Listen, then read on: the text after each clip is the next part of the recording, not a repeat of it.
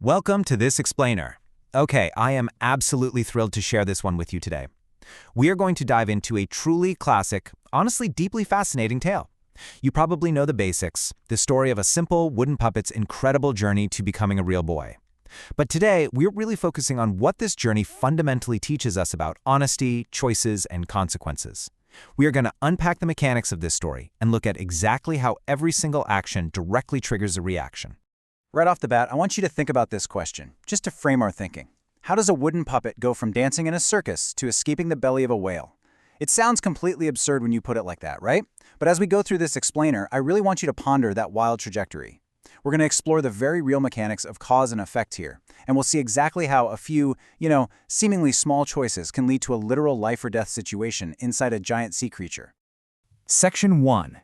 The Creation, from Wood to Boy. So our story actually begins with a simple carpenter, Geppetto, and a desperate midnight wish. And this is where the magical intervention kicks everything into high gear. The blue fairy hears Geppetto's plea and actually grants his wish.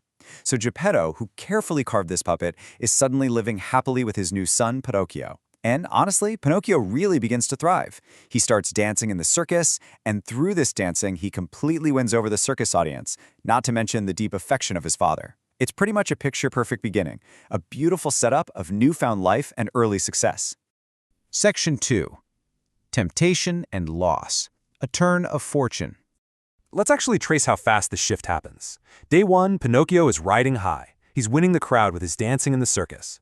This leads directly to Day 2, where the circus owner is so pleased that he rewards Pinocchio with a handful of gold coins.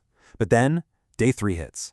On the way home, his newly acquired wealth is suddenly snatched away by a cunning cat and a fox. It's a real wake-up call, showing how incredibly fast a fortune can be reversed when you step out of your safe zone and into the wider, more unpredictable world. Section 3. The Consequence. The Burden of Deception. So, Pinocchio has lost his treasure and now he has to face the blue fairy. He is faced with a huge choice here. He looks at her and claims, "I lost the coins, blue fairy."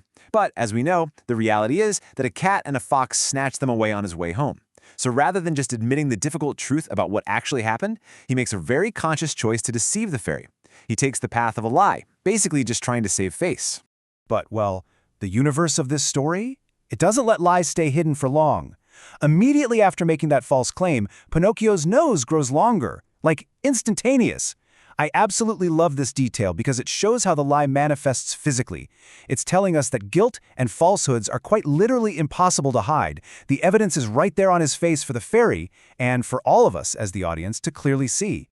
Which brings down the hammer. The blue fairy becomes angry and states a simple, totally undeniable fact. Pinocchio, you are lying. Imagine the sheer dramatic weight of this moment. The intense shame that Pinocchio feels right here is really the emotional climax of his mistakes. He has disappointed the very being who gave him his life, and he has absolutely nowhere to hide his guilt. Section 4. Redemption, High Stakes Rescue. The stakes get raised even higher when Pinocchio learns his father is in grave danger. Hearing that Geppetto has been swallowed by a massive whale, Pinocchio doesn't even hesitate. He rushes straight out to the sea to save the father he loves. When he gets there, he actually finds this huge whale fast asleep, and as it exhales, a literal stream of fish comes flying out of its mouth. So Pinocchio goes straight inside the whale's belly, and I just have to point out the absolute wonderful absurdity of what happens next. He finds his father sitting inside the whale's stomach, just calmly fishing. Geppetto is literally making the best of a very, very bad situation, just waiting to be rescued.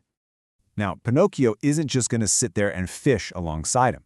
He needs a strategy. So he devises this highly practical and frankly highly comical 3-step rescue plan. Step 1, he's already gone inside the belly. Step 2, he takes an oar and physically pokes the whale right in the throat. Step 3, this predictably causes the whale to vomit, which allows Pinocchio and Geppetto to successfully escape. It is a remarkably proactive, brave solution that ultimately ends up saving both of their lives. Section 5. The Final Promise, The Lesson Learned. Having survived the whole ordeal with the whale, Pinocchio finally earns his redemption. The blue fairy is immensely pleased with his courage. She magically fixes his elongated nose, but she demands a promise that he will never tell a lie again. And Pinocchio replies, "I promise you, blue fairy, I will never tell a lie again." Which perfectly defines the core takeaway of our entire explainer today. Never tell a lie. Because when we trace the events of this story backward, Every single negative consequence, every moment of shame, and that entire wild adventure all stemmed from straying away from the fundamental importance of truth. So, I want to leave you with a final, slightly provocative thought about how we actually apply this. If your lies had immediate, visible consequences, like, say, a nose growing instantly, how would it change the promises you make today?